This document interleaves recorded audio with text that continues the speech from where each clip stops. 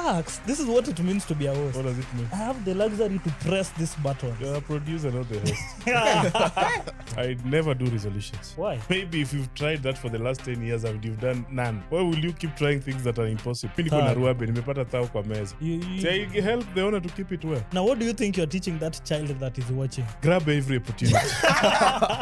Will you marry a lady who does not know how to cook? No, because the reason I don't know how to cook myself. So They will die in that house. As a lady, even if you're earning more than the man, can you sit and ask the man, what will you need? Ama where can I give you support? I would say it's bad when it's something that you need or have to do, And but you you can't do it. With the globalization of technology and globalization of media consumption, we are heading towards the red. It's everywhere. AI is the new world, but the trumpet shall sound this way. Pe, pe, pe, pe, pe, pe, pe, pe, pe, pe.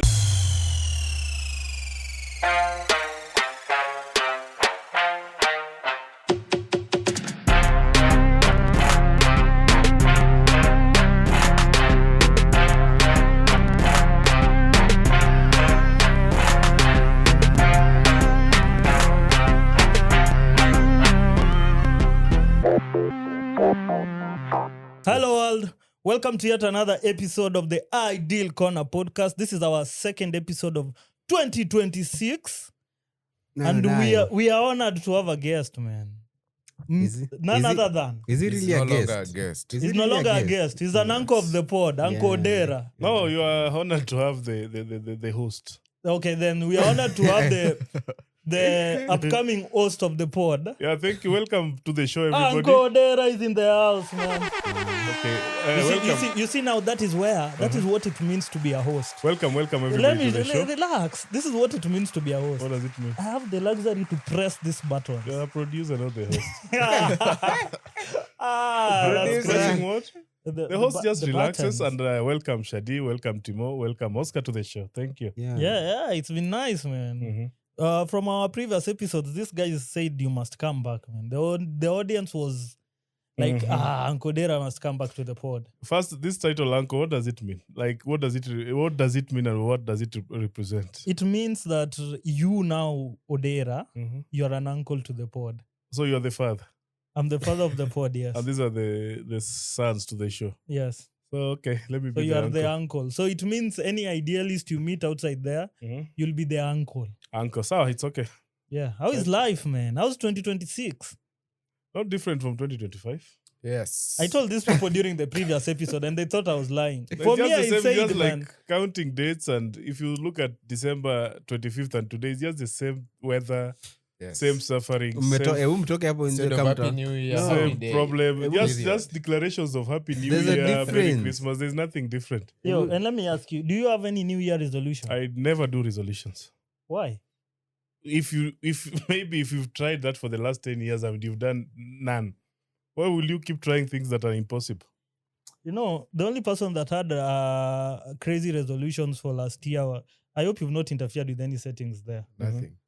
This boy, Timo, what has he done? Oh, Yeah, yeah, just turn the just screen change to I it. check. noticed Worry. he was looking. No at worry, this no camera worry, no mostly. worry. So No, It's but okay. I anyway, wanted him to notice this one also recording. No so. problem. Odera, you know, that's the problem of being used to working in radio. Mhm. You don't get used to seeing yourself.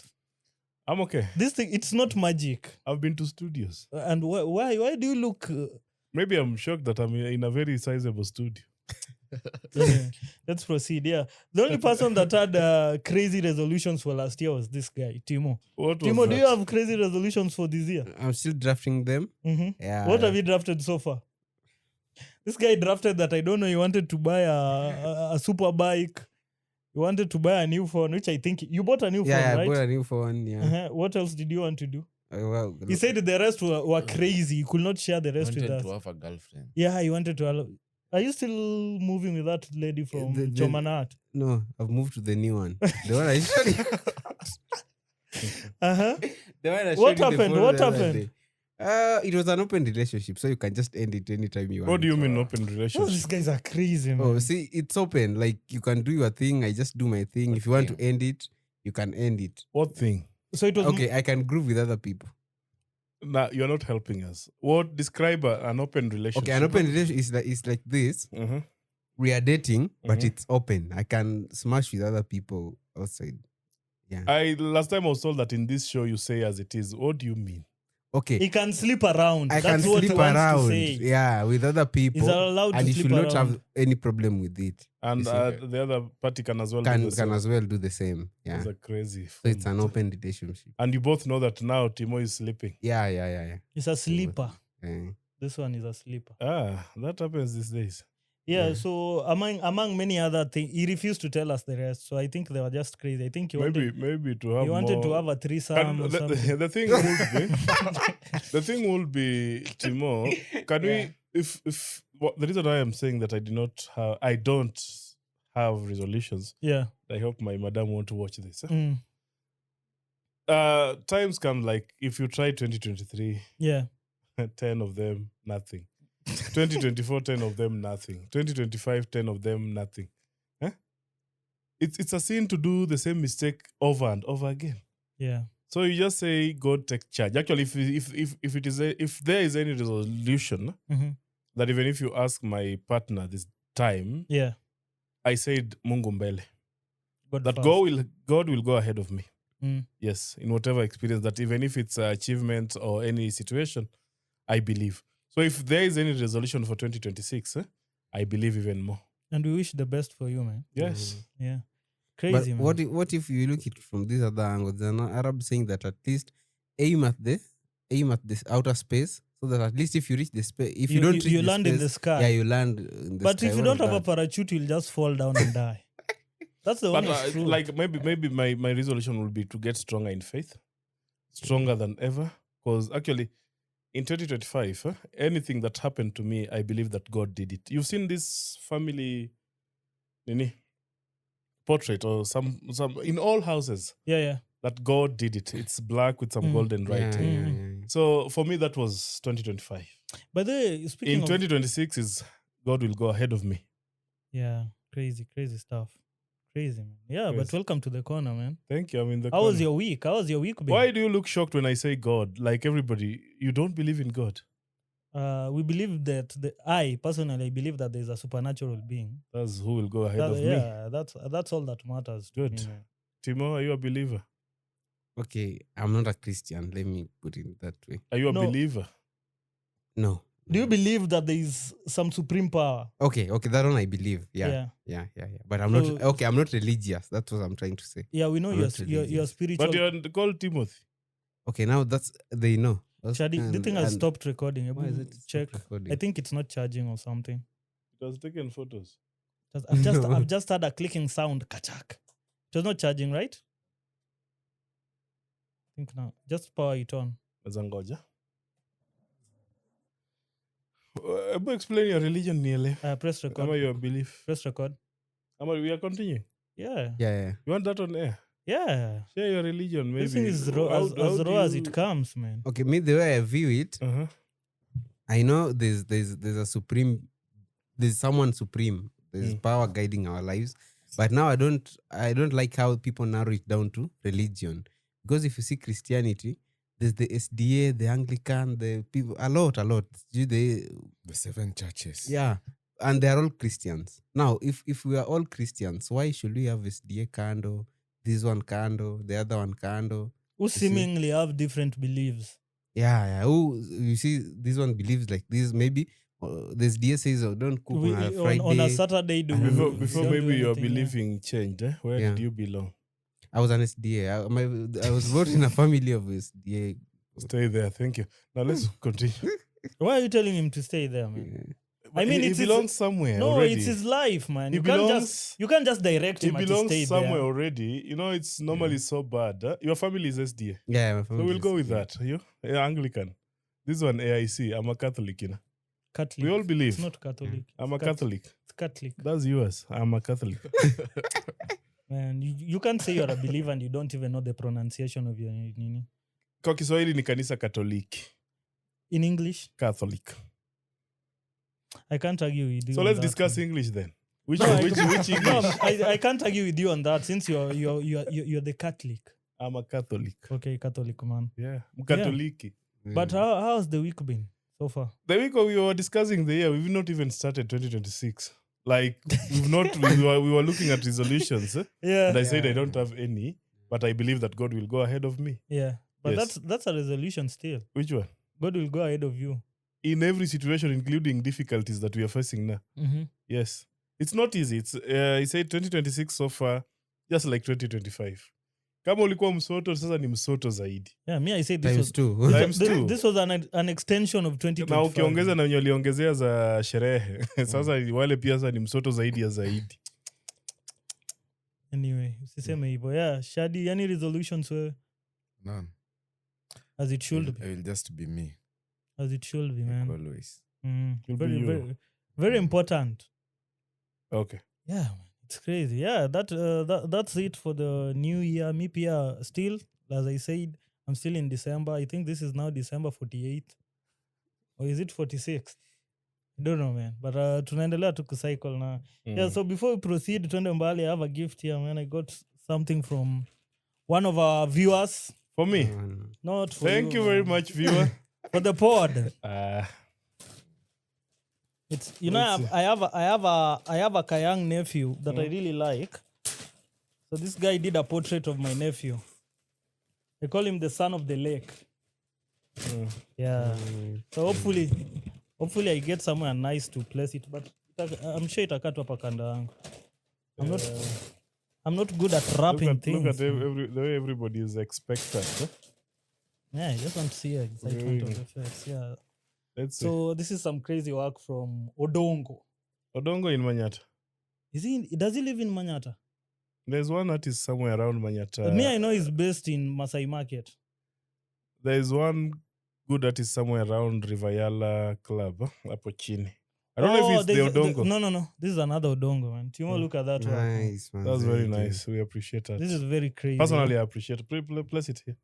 No, why do you want my nephew to sit next to you? For the entire show, yes. We appreciate that. Actually, we are appreciating not even the nephew or the gift. No, I we don't are appreciating The uncle. that piece of art. Let me place him on kwa meza. I hope. Yeah, that's Odongo's. That's Odongo's work. That's good. That's Odongo. Maybe as the host of the show, I'll allow you to tell us more about Odongo, whoever is looking for Odongo. Oh, yeah. Odongo is based at Masai Market. You know where Masai Market is? Mm-hmm. This thing is making a lot of noise, man. Timo, keep it, man. Yeah, but he's based in Masai Market, a good friend of mine, man. When it comes to visual arts, I'd tell people to go to him. He has some nice abstracts. Mm-hmm. He has some nice paintings. He does some...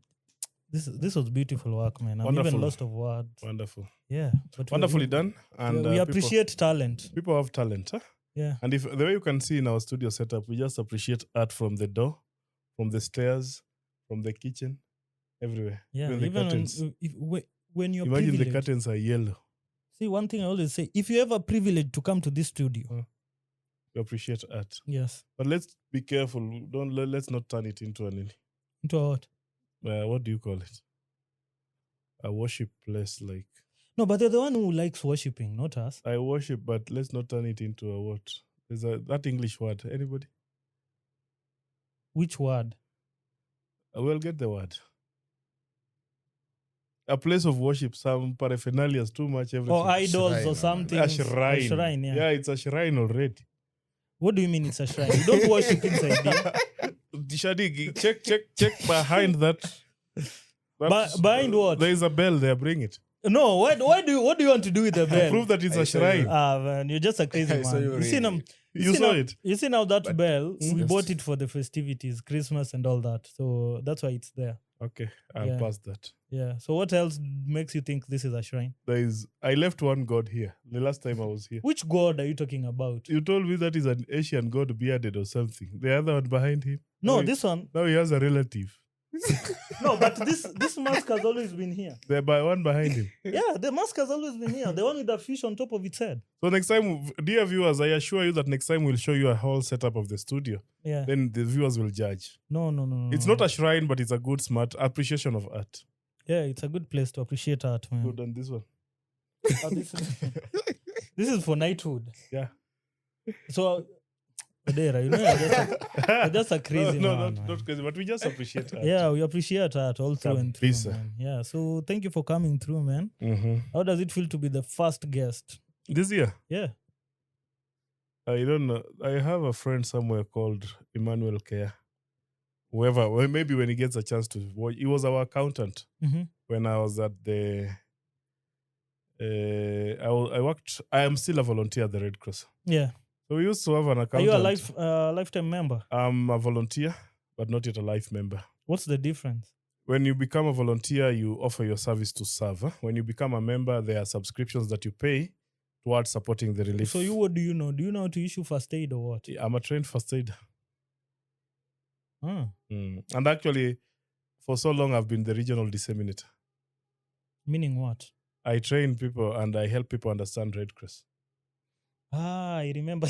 You've said something about Red Cross, and then I remember some story that Timo had. I don't know. The friend called him that she wanted to commit suicide, and then Timo got a number from Red Cross, called the guys from Red Cross, and told these people to contact the lady. Do you also offer such services? No, personally, Red Cross has.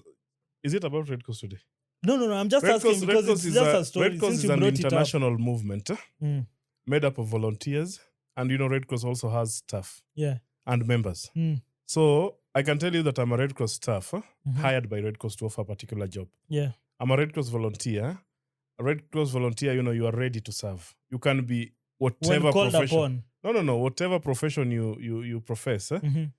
you can offer your services to the society. So you are always available, Mm, or you can be available to a branch, mhm. or you can be available to a national society like Kenya Red Cross, Yeah. so that they know if we need a doctor on call, we can call Oscar. If we need a mechanic. So everybody can be a Red Crosser. Then we have membership. You can subscribe to a group where the funds support the services of the society Mm, without necessarily being available for actual action. mhm. So we have categories of membership: youth membership in school, youth in school.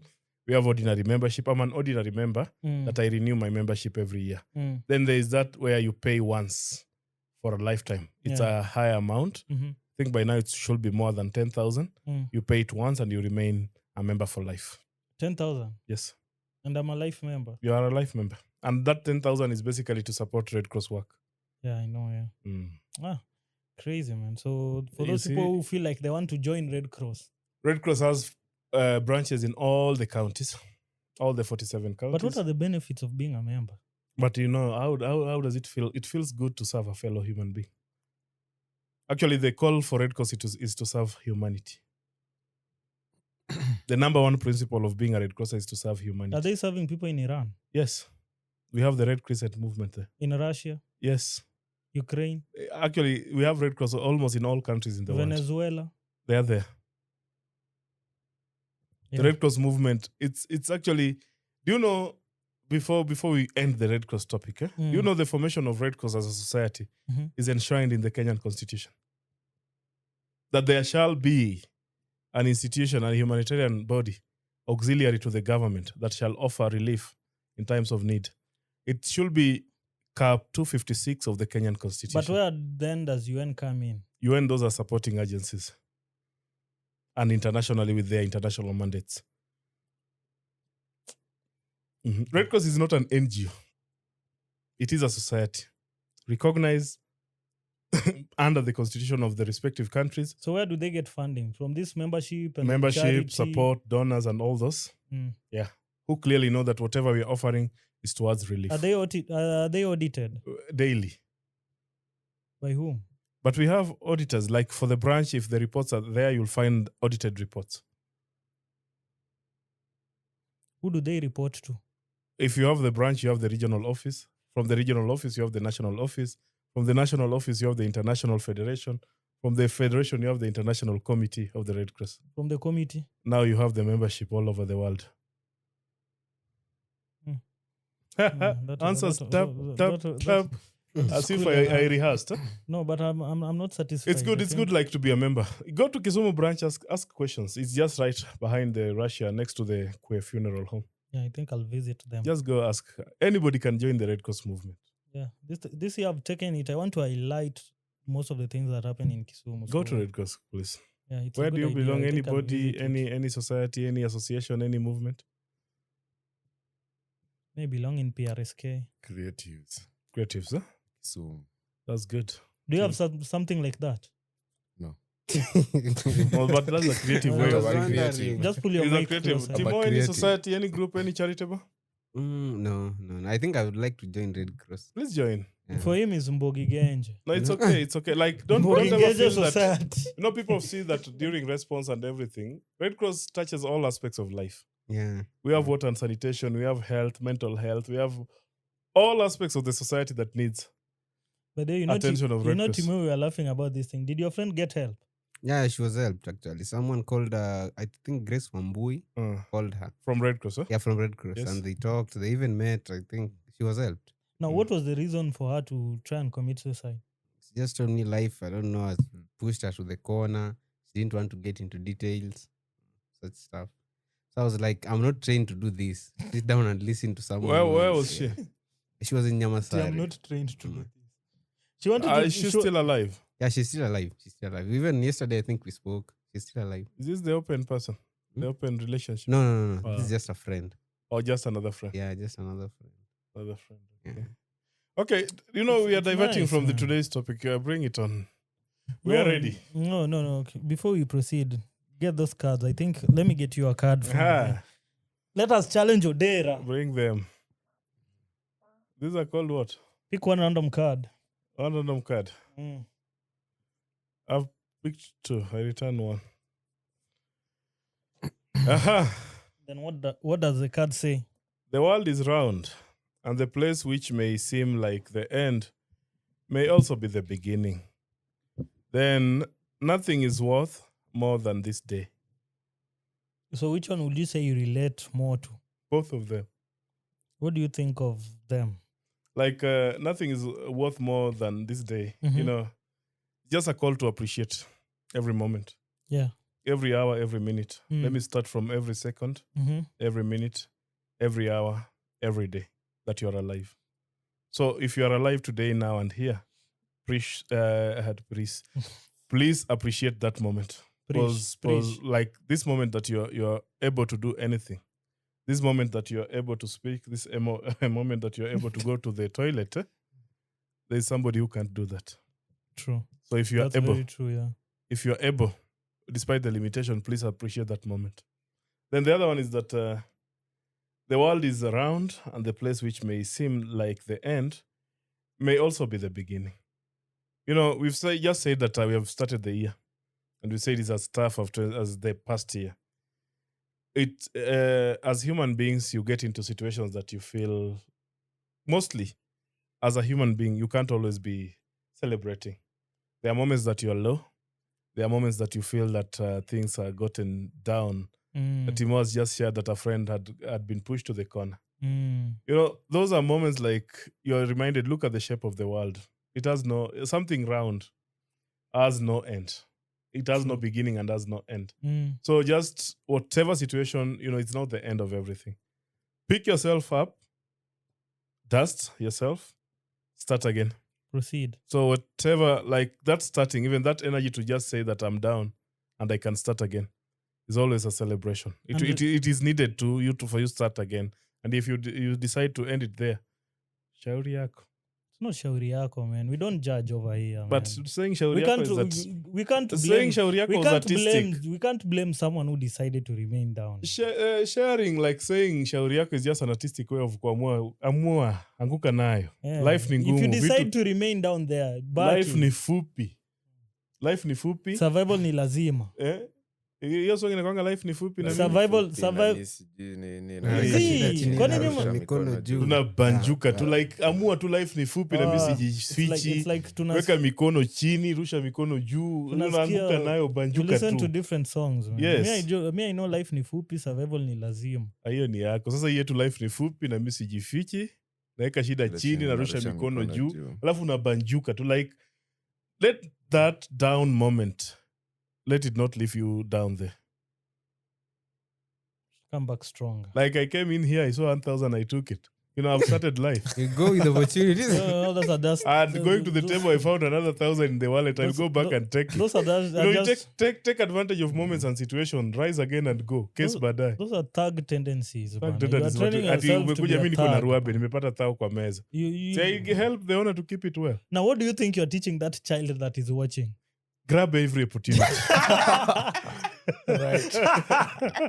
grab that opportunity. Like you can those do are the crazy, case man. baadaye. No, to the families, if keep your money well, but to the young ones in the family. Don't just keep your money on top of the table Yeah, aimlessly. the kid might be hungry, anataka kwenda kununua ndondo. Akikwambia mam, nilichukua finje nikaenda kula nao ndondo. Yeah. You should clap for the child.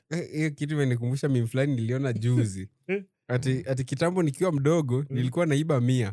Naitumia ninakata kuisha mpaka naanza kupanic. Kitu kile shai kuapilia. Yes. Unatumia 100 na Inakata Alafu kuisha. So sio naanza kuna- Kwani kupanic. unanunua nini, man? Sini sweet tu za 5 na Hey. No, bono. for me I remember when we were kids, ukitumwa kerosene, umepatiwa 500, umetumwa 500. Unanyonga juu And unaeka then unanunua 480. sweet, ama unanunua hata sweet ya 5 bob. But now the problem comes, ukifika huko kwa petrol station, alafu wanawambia hakuna kerosene. Mafuta. And then you start thinking, nilishatumia nimebaki na 495. Ndio hiyo. Where will I get this 5 bob from? Alafu najua pia home wanangoja mafuta. It brings to a topic, Yeah, our upbringing. true. You've avoided it, but I'm bringing it You up. are bringing it up. Upbringing ni kitu muhimu sana kwa watoi. Na I started asking, are we raising, or are we raised as zombies? Or are we raising our brothers and sisters as zombies? Are we raising our children as zombies? Allow me to ask this. Funnily, we were joking like, can you cook? Yeah. What can you do away from that you learn in school? What else can you do when you're left alone in this world? This round world. Can you cook for yourself? Can you wash your clothes? Can you knit? Can you knit? Can you tuck, can you replace your buttons in your shirt? Yeah. All those are skills that these days the education sector is trying to bring into CBC. But our upbringing, mi naweza sema si maringo ama nini, most of me and my peers, most of my brothers, those we grew up together, you know, these are people that we could call machines. They could do anything. True. Not in a bad way, that they were trained. If you are a man, sikuzi kuna maboys mtu atakwambia hapo kwa kupika siko. They were jacks of all trades. Like you could, and it was like a parent training college. Ukiamka asubuhi, you know that, hey, buda leo kuna mjengo, tafuta upao, tafuta saruru, tafuta wilbaro, nayo. Saizi kuna hata maboys hata hiyo wilbaro hata wajui ni nini. So it's not like about like wilbaro economy, but what else can you do? Can you do some of these things? Like, ama nakazia sana wase Timo. I think people should learn them. Ni venye some people didn't get the opportunity to learn wakiwa wadogo. Is it really opportunity? Because even me, I've been having this challenge because one thing that we should appreciate, number one, is that the world is transitioning. Those things that were happening huko kitambo, those traditional things, are no longer the same things that are happening now in the time of now. You see? And the society does not want to move with this transition. And that is where the challenge is. Is the transition a good thing or a bad thing? Because you were talking about being able to do things. Yes. It's like some values have eroded away. Yeah, some values have eroded. I won't say they've eroded per se, but I would say it's just that we've grown past them. Unaona? They no longer make sense now as compared to back then. What do you mean? Give me any example of things that does not. Do you still need to? One thing you should. Do you need, like, if your button goes off, you just need to stitch it back. But you can also leave it now. Ukiambia alternative ya kupeleka kwa fundi, si fundi bado ataistitch. Do you know that saisi lazima stitch? Utafanya aje? And someone can correct me in the comment section. I'm sure there's a machine or something that can help you repair that thing. A button? Yes. Unless you say upeleke I'm kwa 100% sure. Unless useme upeleke kwa fundi. If you do your research well, I'm sure there's some technology that has been invented. Yenye mtu, it's just one time too and it's done and your button is still okay. We can attribute the change and the shift to technology. Advancement. Yes. Of technology. Yes, but the society does not want to move with these changes. But Oscar, what I'm wondering is that I'm saying some of the basic things that we still do in the presence of technology. Like cooking. Like cooking. Sahi, for How example, do you as a lady?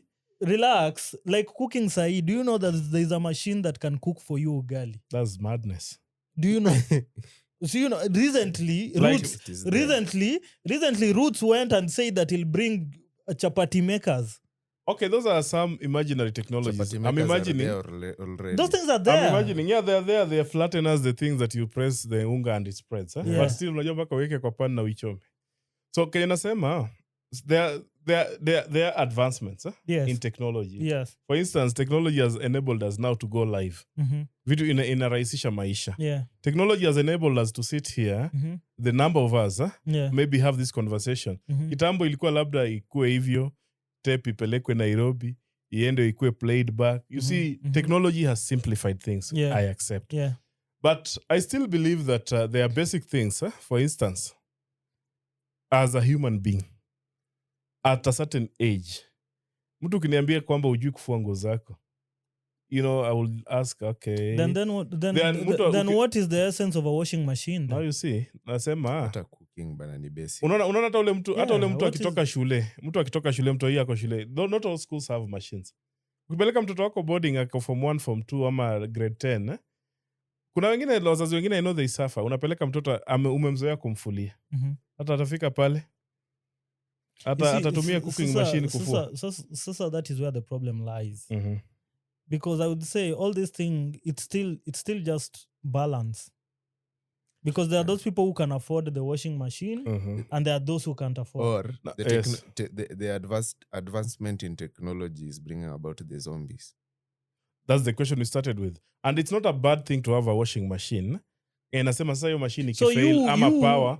Power you ikiwa. guys in your head, Mhm. you think that people should just though me I still bend down and wash my clothes. Very good. You think people should just stick to that? No, No, if you have the need to have a washing machine, have it. have it. Na pia Yeah, usikue but- kwamba sasa hatuweni mzazi, kuna kijana hapo miaka 20 na ndevu zake, na bado wewe ni mzazi unamfulia.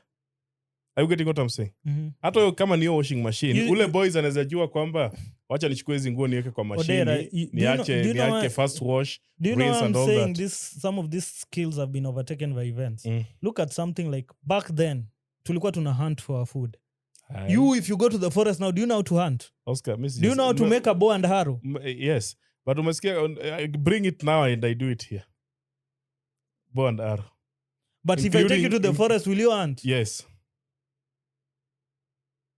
I don't What know. we are saying, like some skills, the very old ones, like I don't want us to go back to the Iron Age, where people started making weapons like bows and arrow. But still, I'm ready to go back there. I Yeah. know I have the basics. Kumbuka kwa art and craft, you could even make your own chisel to do the sculpture mwenyewe. Mhm, yeah, Ukiwa true. shuleni. True. So what is just an arrow? I will tell you, give me less than 30 minutes, I make you bow and arrow. So what materials do you I need? just need a nail. Mhm, Give me a flexible stick. mhm. Give me the strap. Huh? Back then, there were no nails. The nails. Now Yeah. they used stones to sharpen. Then they tie it with the hide or the wet ile nyama imechinjwa hiyo layer ya unaonanga hiyo layer light. Wait, what do you use the nail for? Huh? What do you use the nail Now for? or then. Now? The nail is to make the arrowhead. Or you flatten it? You put it on fire, flatten it to various shape and it brings you then a head. Then your head ndio unaweka kwa kijiti, unafunga. Unadungilia, yeah. Unadungilia either siku hizi kuna blada, wengine wanaweza tumia, they used to use raw skin. Alafu by the time inakauka imekaukia naye. For me, what I'm advocating is, But before Yeah. you go there, yeah, I'm not telling you guys to go back to the stone age of kina Homo sapiens and all those. kinjaketile ngwale. I'm saying, guys, Mm. is it bad for you to know how to cook? It's not bad. Is it bad for you to know how to wash your clothes? It's not bad. I know squeezy kuna designer that all those technologies. Is it bad for you to polish your shoe? And how many of our kids can do that? Mm. Si kwa ubaya, si ati nalemea watoto wa saizi. Kuna skills zetu naambi, kuna song inasema nawashukuru wazazi. Nawashukuru wazazi wangu. Mhm. kutokana na mafunzo yao sasa Yeah. naishi na watu vizuri. Sasa nawashukuru wazazi wangu kwa kuweza kunipa ujuzi na mafunzo kwamba naweza fanya baadhi ya vitu. Ndo nauliza ni mbaya, labda mkisema ni mbaya vile nabonga, naweza drop some of these skills, but maybe if I drop down dead. Kwa sababu nikwambie kama sasa uniambie Odera, hiyo shati yako imechafuka. Nikwambie nisaidie ndoo maji. Dakika 3 nishafua, nimeanika nje. You know, Odera, you are a father. Yes. Are you teaching your kids these skills? Proper son. But another thing that I always... Not in a bad way. It's not like teaching them kwa... Unaambia wakati unafua pale, unachukua hata socks zako. Ama wakati mama wanafua, unaambia waeke hiyo kwa besheni, wafue socks zao wenyewe. With that they learn. Si atajua at least kuna kufua. But to me, I always feel like the kids are not to blame, man. Most of the time, it's the parents. Because these parents are the ones who are creating these zombies. Not zombies, huh? Yeah, I will give them a better name. Ones. I did not ask about zombies. The parents, maybe wengine wamedekeza watoto. See, is shida hata kudekeza, man. Right now, we have some form of lazy parenting that I've never seen in my life. Which ones? Mtoto akilia Cocomelon, ushamwekea hapo Cocomelon. Kwa simu. Yeah. Ama SpongeBob. Yes. You don't even spend your time with your kid as a parent. Wewe umemwacha hapo na simu, awatch hiyo Cocomelon yake, that's enough. Atatulia, afanye vitu zake, and that's it. Yeah. We are lucky to have the Gen Zs. What do you think of whatever we are discussing? Is it bad to know something? Ama which one will you know and which one will you utawish? You know, wachana naye. It's good to have basic skills. Yeah. Yes. Remember we were talking about a possibility of a World War III. Yes. What if it happens? Coming soon. It's happening, man. Did you see what Russia and US have just done recently? Wacha bado. Mina imagine mina ngoja tu siku ya missiles zitakuwa zinapita Afrika. Bro, ati US just decided to pitisha it's called the Doom plane or something in Los Angeles. And then now what Russia went and did, au wakawasha sasa the Doom radio. So they have this big radio of theirs that I don't know iliwashwa mwisho lini. So I don't know, man. Maybe those are the signs of the end times. Ulisikia tarumbeta ya Prophet Uhuru? But the trumpet shall sound this way. No, it was pepe. No, it's good. That's the power of religion. Yeah. Now, tukimalizia, Oscar. Yeah. My reason, I just wanted to trigger this equation. Kama my boys, the upcoming, the Timo, let me use Timo as my good friend. Yeah. And I'm the uncle. Will you marry a lady who does not know how to cook? No. If she doesn't, because the reason I don't know how to cook myself, so they will die in that house. They will die of hunger, man. Yeah, so I can't marry a lady. It might sound like a very archaic question, Yeah. but these are some of the causes of chaos in our families. Yeah. Mimi, I appreciate and I normally enjoy when I see ladies in the supermarkets buying their hot meals. You know, we're in an urban setup. Huh? People are tired. People have their schedules. Lakini upate msupa kila jioni na ugali yake moto ametoka supa na skuma. Ama mrenda, msupa wako amekuletea mrenda na nini kutoka supa. How does it feel? For me, there's nothing It's wrong not with that, normal. man. Do you have some minimum requirements that you'll want that, this lady amefika? Like which ones? Basic duties as a man. Housekeeping. What do you mean by housekeeping? Eh, Housekeeping is wide, bro. Yeah, just have some basic food preparation skills. Mhm. Not even basic. You should at least cook better than me as a man. Then the house should be clean. Hygiene. She should uphold hygiene. Yeah. Seti So- dustbin inakaa kwa nyumba. Let me ask you, man. So it means that if this lady doesn't clean the house won't be clean No, for you. I also know how to do that. Yeah, then if you know how to do it, then what stops you from getting someone who can't do that? But Oscar, we're in Africa, and with all due respect to African ladies, you know, we are saying after marrying, there are duties and responsibilities. Some are for everybody, but you know, like keeping that house, maintaining it, you can help, you can support. Yeah. But kuna zingine tu, your house is baki chafu. That's what Shadia say. Like, wacha kukipu usafi wa nyumba. Ile jikoni sector, mimi mwenyewe utanipata jikoni kila mara if cooking for the family, but there's the owner of that space. Kusonda tunakuwa nauliza some of these skills pia the sources za amani kwa familia. Bro, do you know this is why I was saying that the society does not want to change with the changes. If you look at the society right now, to be honest, you'll find that ladies generally earn more than men. Okay. Am I lying?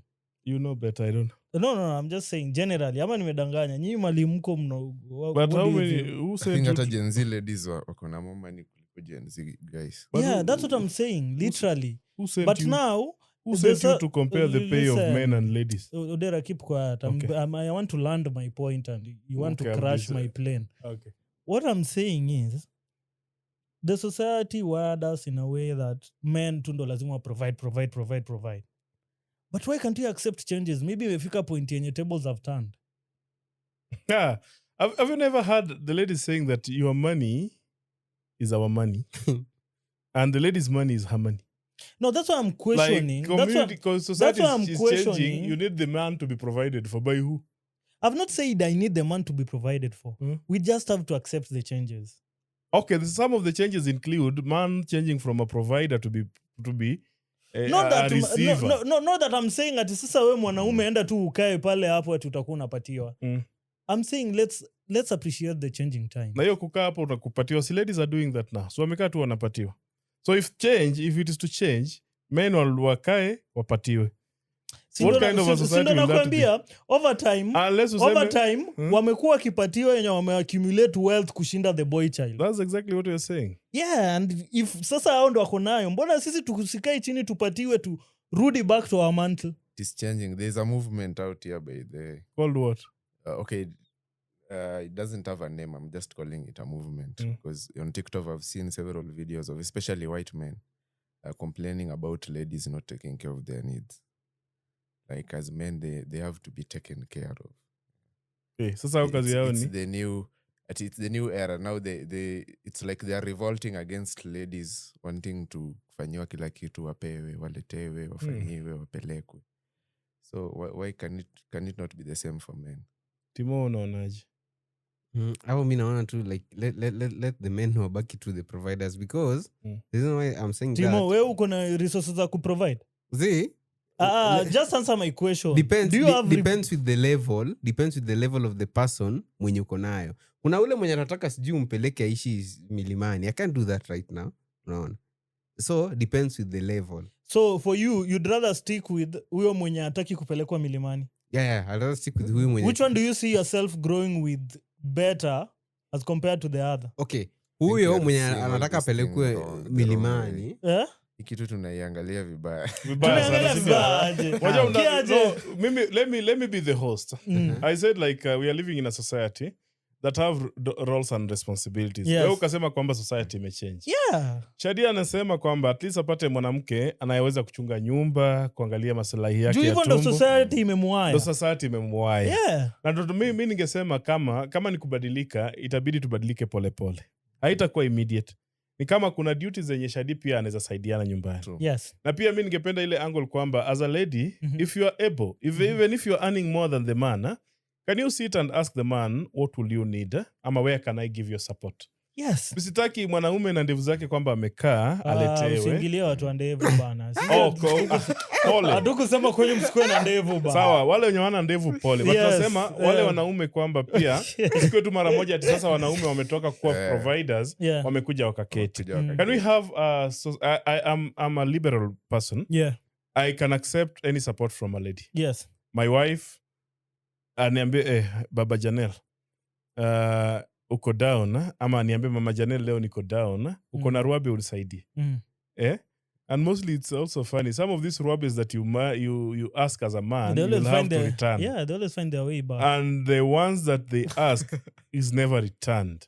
So what we are saying, can we have a kind of an agreement where isikue kwamba agenda moja inabeba mzigo ya agenda ingine? Watu wasaidiane. Yeah, true. Same to the duties. Kama Shadia anajua kupika chapo, si mrembo ashughulike achemshe maharagwe na mili kwa sapa. Yeah. That's the thing. Like, back to the skills, what I'm saying in finality. kwamba ama in finalizing this debate we can have a society where not that sahi nipate a lady akisukuma wheelbarrow ama nikupate usukume tu wheelbarrow kama kuna mjengo kwenyu. So but can you have basic skills kwamba iwapo stima itapotea. Sasa wewe utaki wasichana wasukume wheelbarrow? Wasukume tu wheelbarrow kama there is necessary, kwamba jua kusukuma wheelbarrow. Kuna hata wababa sahi na mandevu, si wewe. Kuna watu wenye mandevu hata hiyo wheelbarrow ukimpea sukume haizi sukuma. True, it's true. Hajawahi hata guza wheelbarrow. Kuna tu watu yani sasa unashindwa, is it so bad? For me I would say it's bad when it's something that you need or have to do and but you can't do it. Aya, wanaume wakubwa tu na ndevu zake. Waki watu wenye ndevu watanisamea hata mimi niko nazo. Mtu tu na ndevu zake na hawezi ride bike. Si mbaya, anajua anaweza. Honestly, sasa ku ride bike saini necessity aje. We are going green. We are going back to the bicycles, but actually. the electric cars, the electric motorcycles. What do you mean we are going green? Not all over Africa. They are horses. Nambokana there, you don't need an electric car. Utachajia wapi? Take your bicycle, jifunze tu kuride. Sasa electric bike if you can't charge an electric car, electric bike utachajia wapi? Sasa mimi nasema tumia hii kiserere, inaitwa bicycle ya kawaida. Jifunze tu. I think mtu hawezi endesha manual bike hata electric inamsumbua. I'm not even of the motorbikes. I'm saying nyongi. Yeah. Bike tu yani tu ni basic. Labda mimi ndo nimejiweka kama standard of measure. Wengine wetu tulijifunza kuendesha bike hata bila wazazi kuwa na bicycle. Ndo nakwambia. Tulikuwa tunaenda huko unaomba jirani. Odera, these things, some of them have been overtaken by events. That is something that you need to appreciate. Okay. You can't keep on taking us back then. Okay. For you guys, you needed to ride bicycles because that was the only mode of transport back then. That is before what? Before you guys, you were walking like I don't know. The bike was just a good example. Kuna siwezi list kazi zote za binadamu. But ukijua wewe ni binadamu tu, jaribu tu ujiweko tu survival. Wase wamesema kwamba so to you what would you deem as the survival skills? Like kama ujui no just list for me. Jifunze kama unaweza jifulia, kama unaweza pika, and mostly ladies, kama unaweza pika, keep your house clean. What else? First aid, basic first aid. Basic hata acha basic first aid. You know, in case uache hata na mtoto mchanga leo. Mtoto wa mwezi mmoja ama mtoto wa miezi miwili. Can you take care of that baby? Can you change the diaper? You know, yes, we had to use napkins. Yeah. That were used to be tied with the vipinis. Now we have the diapers. The diapers, yeah. You know, as a lady, usiende into marriage kama ujui kufunga diaper. As a man pia, jifunze. In case lady alemewe na wewe ndio baba pale kwa nyumba. But you know some of these things you learn on the job. Kama kuchange diaper. Other than that, the old before 844, the other system. I think I've seen some of their levels. All levels zile za kitambo. Yeah, they taught everything. Yes. Yeah, mpaka how to take care of a young child. I think I have a book yenye iko comprehensive from how to prepare the bath, what and all that. Maji moto, knitting. And I also saw their science book. It was comprehensive, a very big book. Encyclopedia. It looked like an encyclopedia. Mebeba kila kitu from rearing chicken, rabbits, nini. Kila kitu from kutengeneza basic tools za kutumia mpaka hizo wind vane nini. Basically, Shadi is almost answering what I'm saying. And it brings the other question. Is it our education? Is it our bringing? Is it change? You know, the society, how do we catch up? Maybe ni education. Sasa inaona CBC pia imerudisha watu kwa now from classwork. Kuna watu wanaenda grade 10 unaambiwa wewe talanta yako ni sport. Wewe unakaa uko na art hapa sana uko na usanii. Inaitwa STEM system or something. Yeah, STEM. So pole maybe I'll get answers. CBC is the way, like have the skills. Case bada. Now for me at the end of it all, I believe this thing is it's the system, for lack of a better word. The system. Yeah, because the system wants you to forget about some skills so that you can go buy yourself a washing machine and they profit in it. So it's appreciated. And it's okay. CBC will streamline some of these things. Nimekuwa kwa shule huku wakiadmit watu wanakwambia wale wenye talanta watakuwa na more time. I doubt. Watakuwa more time in their art class. Odera, and in their sports. let me tell you the reason why I doubt. Just today I was having a conversation with Odongo, the artist. He was telling me the problem with these schools is that they don't employ the people with the right skills to teach these kids. No. For example, they want to get an art teacher. They will get a teacher who used to teach CRE simply because they want to save on the funds or whatever they want to do. Wachukua mwalimu wa CRE wamwambia bwana wewe enda fundisha art and craft. Maybe those are highlights that the ministry should attend to, or TSE. But do you think if you have a structure, ensure that you have the proper teachers to handle the courses. Do you think they'll do that? But remember, we are in a transition also. If we are fair to government, this thing is now coming. Actually, it's the first admission of grade 10. So it is like learning while doing. So pole pole tu, we are hopeful. Tumebaki tu na hope kwamba TSC knows how it will handle it. And actually things have changed. CBC, ukienda kwa hizi shule zetu, si ile enzi zetu. Yeah. Vitu zimechange shule. Sijui kama you've experienced the same Timo ama Mashadi. Yep. The change. Wanafunzwa by the hadi kupika. Wanafunzwa kupika. Kukaa vitu. Ni broad. So maybe maybe in the questions I might have just been asking, is CBC working well? I think bado ina implement hiyo. Yeah. Timo, now that you went through CBC, how is it? I didn't go through CBC. But anyway, CBC is good. Mona venye inafanya implementation ndio mbaya. But the program itself, the idea is good. Yeah, the way the government ina implement ndio maybe kuna shida hapa na pale. Which the question is, are they willing to address those concerns hapa na pale, you know? But the CBC thing is very good. Ukiangalia mtoto anasoma CBC. Nikiangalia na sisi tukiwa hizo class 2, class 1, we are very very different. As we were just left to survive. Sisi tulikuwa tu. Maybe me I have an admission to make. My daughter Janelle is in PP2. It's like around even a year and a half since she joined school. Yeah. Janelle now communicates in English. Some of us, the English we met in class 7, 8, like the English was ahead of us, and we were still speaking the broken English ahead. These days, watoto wako mbele. We appreciate the changes and all that. Sijui kama ni vichwa zao ndo pia rahisi. She speaks in English. No. English that I've not taught her in the house. Actually, it's in school. Actually, watoto wa siku hizi are sharp like nothing else. I don't know, they wanna shika vitu haraka ama nini. Hata mimi imenishinda. Yeah. Alafu mitambo ati kama ati umeacha hapo simu yako. Actually, she knows my password. Sijui naye alimfunza, sio mimi.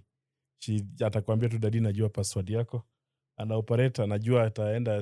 Does that thing make you worry at times, or do you feel proud when she tells you she knows your password? She knows my password, and basically as at now she goes to the kids applications.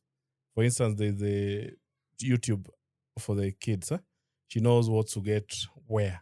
Only sidhani hata kama anajua kutype, but anajua tu akienda mahali fulani ya click. Are you sure? Have you monitored her? Yes.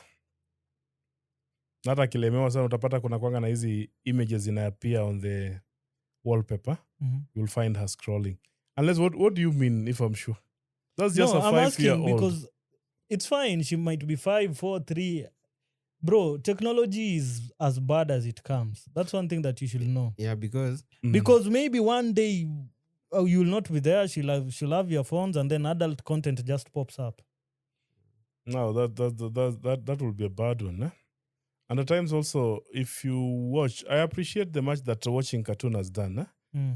At times, if you are keen, utampata ana watch cartoons zingine mpaka unashindwa na hiyo ni gani. So if you switch, and funnily enough, they tend to like the ones that you'll feel is bad.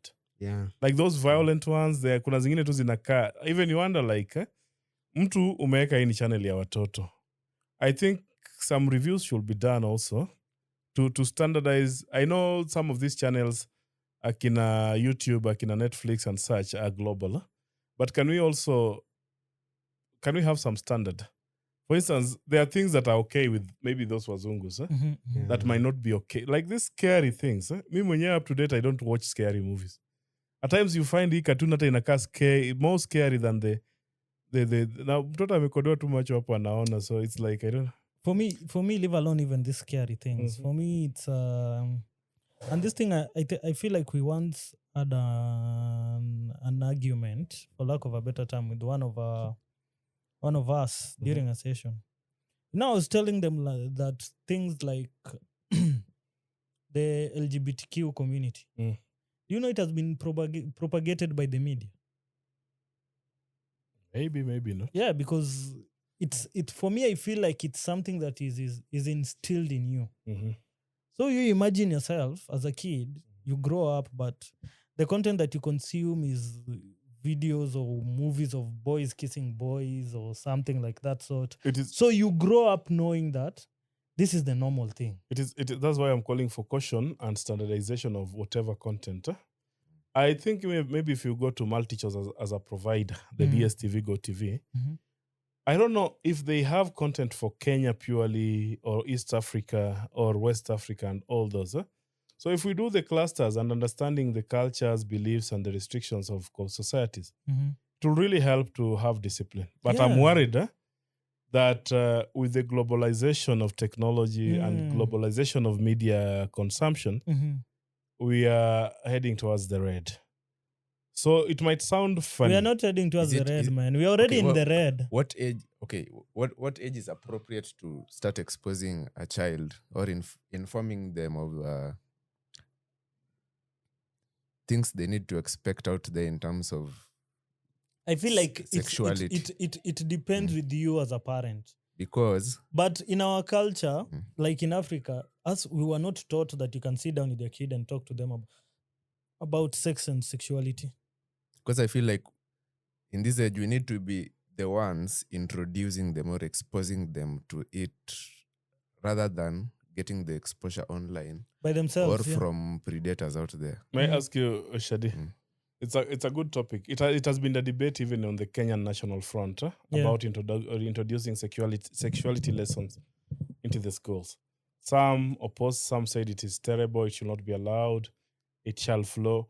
A personal question to you: when were you introduced to the lessons on sexuality, and will you be comfortable if that is done by your parents? Bro, me, to be honest, before Shadi answers, me, I watched pornography in my neighbor's house, and I was still young as hell.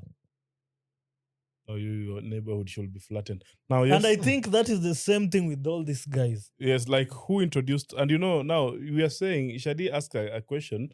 Your introduction was into the action movies. But that's still sex and sexuality. No, that's not sex education. I'm saying it's still sex and sexuality because and we are saying like, Shadi, at what point have you ever... At what point, yeah. At what age? At what age, should we introduce, and what should be the limit of what the parent can tell the child? Yeah. Exactly. Because I don't think now you watched the action. You did not even need introduction. You were just, I don't know, your neighbor. But now the question is, at what point and to what level do you tell the child of what sexuality is? And remember, in schools, I think they do it smartly. Boys and girls. When I saw some of the needs, you do not touch my private part. These are my private part. Yeah. Nobody should touch my private part. It's a slow introduction. No, back to you. When were you introduced to it? Don't tell us the Oscar experience. When you say that, I guess it's that. Secondly, I think Sunday school, as well as my grandparent was a priest. He kept, whenever we were in the house, maybe before prayers, we could have some small session. We'll talk about sex as well. Yeah. But then I saw my first sexual sex when I was around class 3 or 4, I guess. Movies. At our neighbors, yeah. I told you it was always the neighbors, man. You can never run away from that. Now, how old? It's also a lesson. How old was that neighbor? Maybe it was a fellow. Okay, so the owner of the house was the friend's neighbor. Yeah.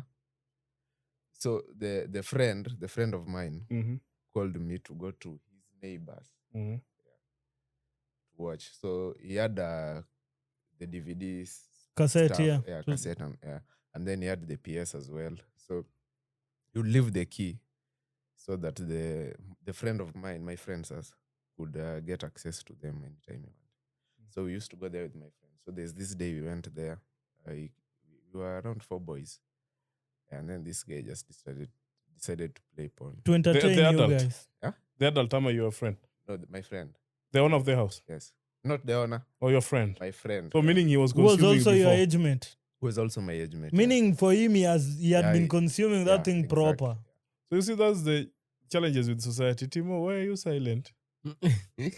He's an addict. No, I ain't an addict. Leave us alone. Mhm. No, I think the sexuality thing is a giant shit that should be tackled like head on. Because ukijaribu kusikia argument with the people who side with LGBTQ, they always say that as we grow, we are not given the chance to choose our sexuality. Yeah, we were only taught to say that you are a man or a woman. Don't touch your Mike, neighbors. Don't Mike. touch your neighbors. Yeah. Parts. Don't touch your neighbor. Those are the things they were told. So they are saying that now that I'm a big person, I've realized that kumbe, I'm not a man. I can be this, I can be this, I can be a lot of things. You see. So hiki to me, I feel like hapo kwa puberty, ukianza kuingia puberty, they should find a way of teaching people about sexuality. Hata hiyo LGBTQ wasiifiche.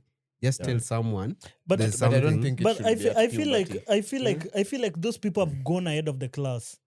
The LGBTQ So people they're and using queer. the- So for them, they are starting the moment you're still a child. True. Yeah, they've gone ahead of all of us. That man. is true. They're telling you can be anything. You can be a cat. You can be anything. Yeah. So That you identify how we want. yeah. Sorry, As you grow with it, all we are saying, like, it's a challenging period of being a parent, and also our kids. I will admit that some of our kids are far Odera, you know you are really dodging this LGBTQ far much ahead of thing. us, I don't know why you are dodging this thing. What we are saying, they No, you are really challenging dodging this Which thing. one? This LGBTQ thing. But you know, it's. I discuss it generally as sexuality. And don't give us political answers here. I'm not giving political Yes, answers. What please. you are saying, Mm. the topic was about when should sexuality be introduced. Yeah. So the topic should be, I would think of puberty.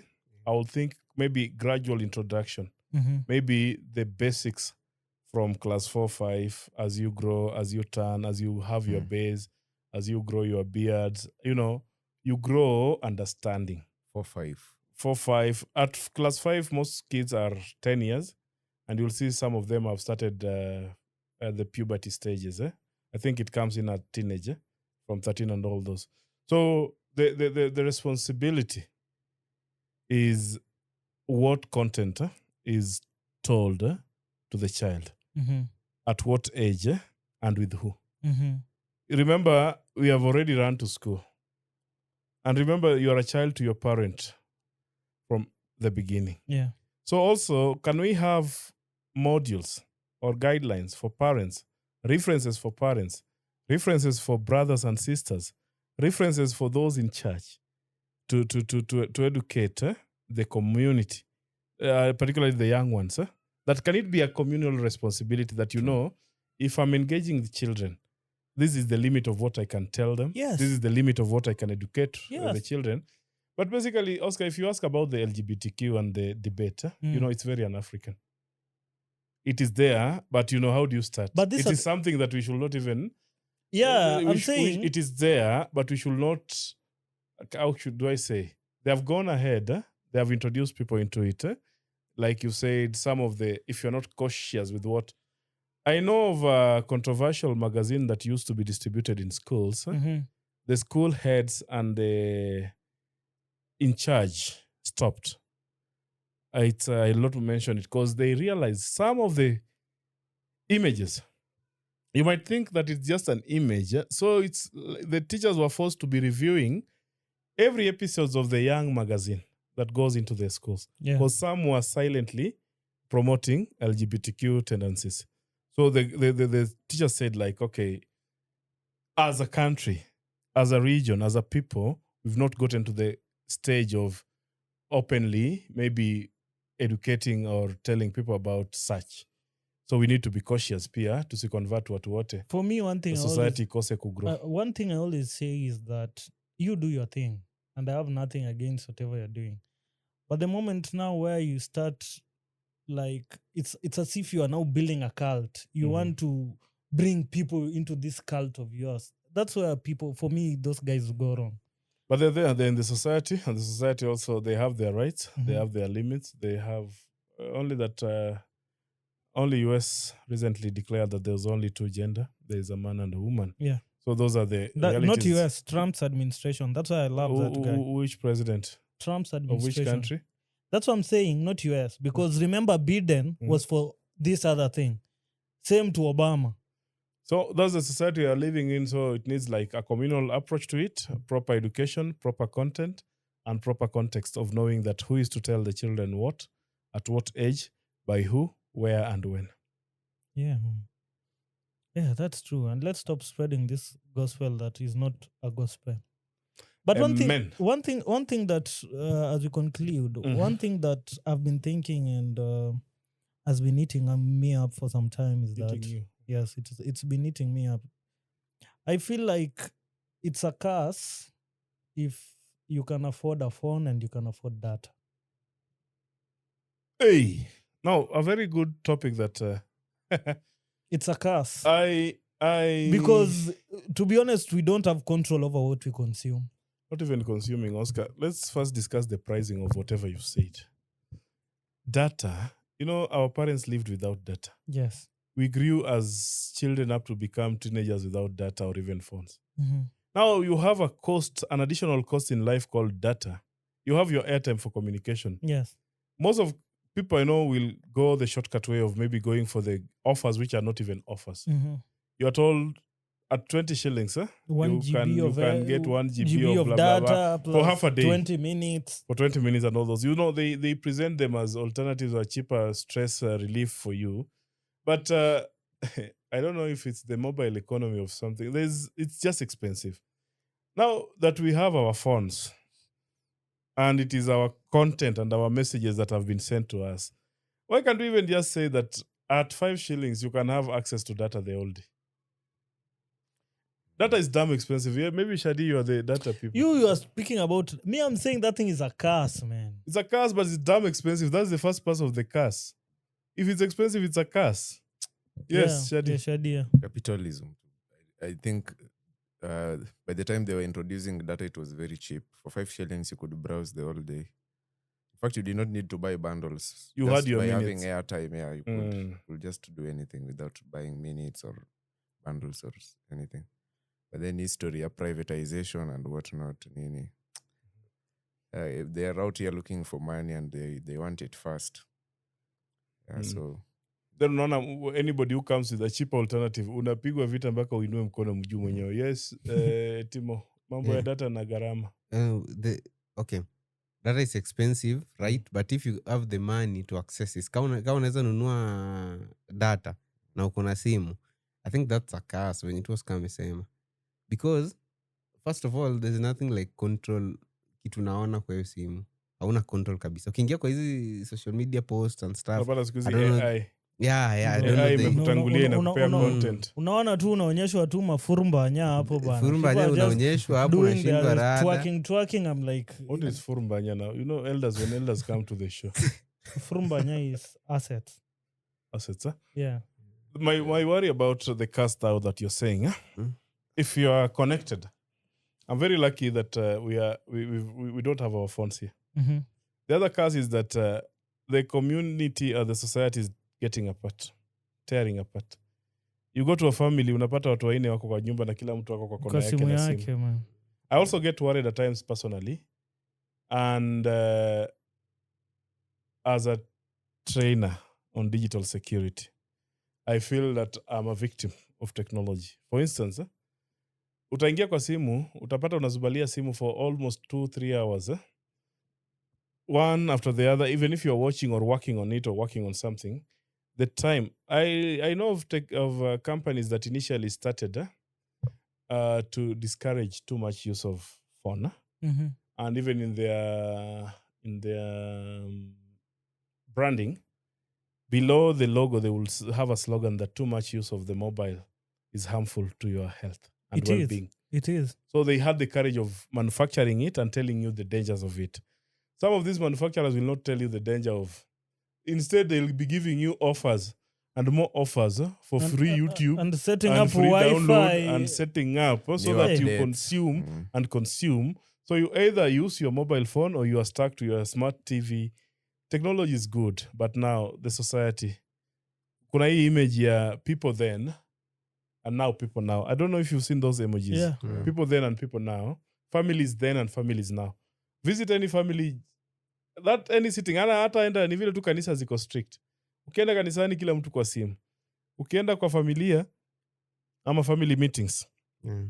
Kila mtu na simu yake. Ama dining table. People are supposed to be eating. Mtu ni simu, one hand simu, one hand the spoon. The spoon or somebody pretending to be eating. So is that maybe, with that I'll say maybe that is the curse. Yeah. But I always wonder, hiyo kitambo, like public transport, how ilikuwa aje? Like umekaa kwa public transport, mko wengi, and then you don't have a phone. I don't know you, I don't know that person. People used to socialize, man. Story ingeanzia tu hapo tu. People used to socialize. Kwanza watu walikuwa na faceana hivi. Face me matatu. Alafu obviously ungepata kuna karedio. Kwa radio ya gari, ingine inachura hapo, yani haikuwa clear. Tulikuwa na radio. Ama ungepata tu topic, kama ni driver amepiga bump. From that bump kungekwaza, na hizi magari za siku hizi, story inaanzia tu hapo. By the time you travel from Eldoret to Kisumu, story mmepiga, mmejuana. And remember, even some of these people you're traveling with, sema kama umetoka a particular town, umetoka na Mbokana and you're heading to town, you will be with your neighbors. So kulikuwa na hiyo socialization. Unasema na hata simu kwanza yenyewe ndio haikuwa. Like imagine na simu ya jamii bila simu. Wewe ulipata simu ya jamii, si tulikuwa na booth. Yes, ilikuwa booth first. Booth yenye ingekuwa like if you are lucky. I remember within Manyata kulikuwa na booth moja, call box. That's the name, call box. Hapo ndio call box imetokea. Yes. So ungepata watu wametoka huko kwa yango kwote. Na labda uliprepare mtu kwamba nipigie saa 8. So saa 8 hiyo mtu atakwambia, ama mtu alituma message kwamba Jumanne saa 8 nitapiga simu. So yeye anakutumia kwa pager. I really love the pagers. Ati pager? Pager. Ujui pager? Hiyo ni gani? Bro, kulikuwa na pager. Hizi zilikuwa zenye mtu alikuwa anavaa hapa kama the radio cassettes, but you could send a message or something. No, those are now new technologies. That's not new, bana. Pager were there back then. Like in the old, mtu sasa angekutumia aje kwa pager? Mtu ako Homa Bay na wewe uko Kisumu. By the way, hizo vitu zilikuwa zinawaka aje? Ilikuwa frequencies ama nini? Never understand. If you are lucky with that, maybe those are the advancements. Mimi nasema ile enye tuseme hata ungepata msiba, kuna something called Telegram. Do you know Telegram? Wacha hiyo size. Mimi nilisoma tu. Ulisoma Telegram kwa shule. Telegram mostly came in red envelopes. Red short envelopes this size. Where is that? Just falling down there. That size of an envelope addressed to a particular, like tuseme kama ni shule fulani. Ama shule addresses were used for schools. Or maybe a church, and mostly schools. Sasa kama bahasha this size, which is red. Ndani ungepata a very brief message. Like imetumwa to Mrs. nani. So unajua watoto wanajuana, ama shule inajua Mrs. Outa, Mrs. Odera. Hiyo Telegram ilikuwa inakuja kama mko kwa assembly, mtoto mwenye hiyo barua anaitwa na apeleke nyumbani immediately. Like it was like not mostly dangerous news or very urgent news. Sasa kama ni ya Mrs. Odera, anybody from the Odera family could be called. Unaambiwa peleka hii telegram nyumbani. Very fast. And you could see the reaction immediately. Umefika nyumbani, mzazi anashtuka, telegram imekuja. Telegram were the only mails that could be delivered within the day. Ama within 24 hours. Kama imetumwa jana, by kesho unaipata. Barua zilikuwa zinakaa 14 days. Barua tu imetumwa na maandishi. Sasa telegram hapa ndio ungepata, unaambiwa come home, father dead. Those are the only words. Come home, father dead. Because they were charging per letter. Rush home, father sick.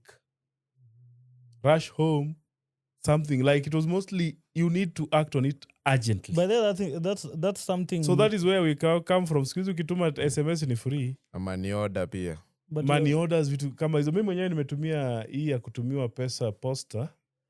Niko nito nini? Hii posta pay. Posta pay, yeah. Posta pay where you just go with the voucher. Ama you declare your ID, you are declared, you are given your cash. So we thank God for the advancement of it, but technology pia. Mekuja na mazuri na mabaya yake. Before telegrams and all that, our ancestors, they did not communicate with smoke, man. They communicated with smoke, ngoma, nini. Yeah. Alafu our you ancestors. Didn't do history. But there's another one. Okay, history iko inatuambia about spirituality. Alafu our ancestors, people can communicate spiritually. Our ancestors mostly they were confined within specific villages Mm. enye tuseme kama ni mlima fulani ama bonde fulani, si yote ni village ya joka ng'ato ama joka particular clan or a people of a certain tribe. So ungeona moshi kwa mlima, that's a communication labda kama there is something happening. Ungesikia ngoma, you know these ngomas, the community was calm, haina nini kelele.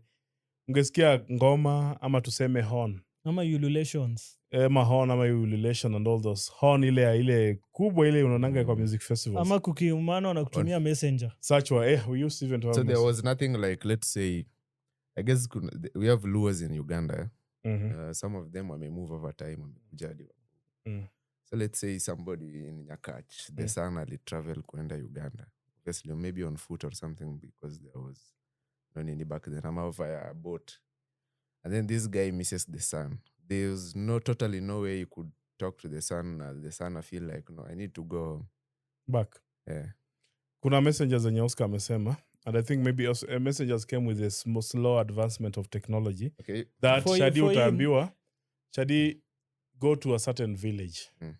Pass them a message. See, that Odera, what this boy is asking but is not bringing easy it communication out right. then. Not easy, but for him he's thinking in terms of spirituality. Ile yenye unaweza kaa telepathy yenye una feel tu yenyewe, hey man, there's something calling me, there's something telling me, there's an urge in me telling me to go back home. But human beings are spiritual. It depends on your level of belief and even attachment. Yeah. Umeambiwa kwamba watu wanaletea wenzao ndoto. There are people who still believe in that. Yeah, dreams. Kwamba bwana, naota nani sana. For me, I always wish, man. I'm really looking for someone who can interpret dreams. I can try. Which one did you dream last? No, I'm not saying now, but when I often, unajua sasa tena shida ya ndoto inakuanga tu kishafungua macho hivi. Nice. A majority of it tena pime. No, like we had those people who could translate or give you the meaning of dreams. So what you're saying, by then, kuna spirituality. Human beings are spiritual. Kuna msemo kwamba, for instance, I've never experienced. Kwamba if somebody died, you'll just have a particular kind of dreams.